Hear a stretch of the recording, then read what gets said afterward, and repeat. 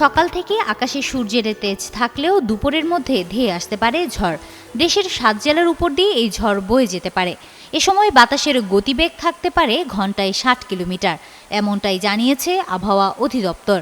বুধবার ভোর ৫টা থেকে দুপুরে ১টা পর্যন্ত দেশের অভ্যন্তরীণ নদীবন্দরের জন্য দেওয়া পূর্বাভাসে তথ্য জানানো হয়েছে।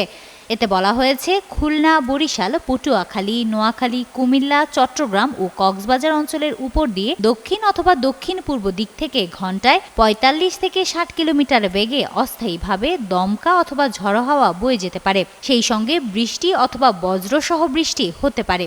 এদিকে আজ সন্ধ্যা ৬টা থেকে পরবর্তী ২৪ ঘন্টার পূর্বাভাসে বলা হয়েছে, রংপুর, রাজশাহী, ময়মনসিংহ ও সিলেট বিভাগের অনেক জায়গায় এবং ঢাকা, খুলনা, বরিশাল ও চট্টগ্রাম বিভাগের কিছু কিছু জায়গায় অস্থায়ীভাবে দমকা হাওয়া সহ হালকা থেকে মাঝারি ধরনের বৃষ্টি অথবা বজ্রবৃষ্টি হতে পারে। সেই সঙ্গে সারা দেশের কোথাও কোথাও মাঝারি ধরনের ভারী থেকে ভারী বর্ষণ হতে পারে। শুধু আজ নয়, পরবর্তী কয়েকদিন জুড়েই দেশের বিভিন্ন বিভাগে দমকা হাওয়া, বজ্রসহ হালকা থেকে মাঝারি বৃষ্টি এবং কোথাও কোথাও ভারী বর্ষণের সম্ভাবনাও রয়েছে।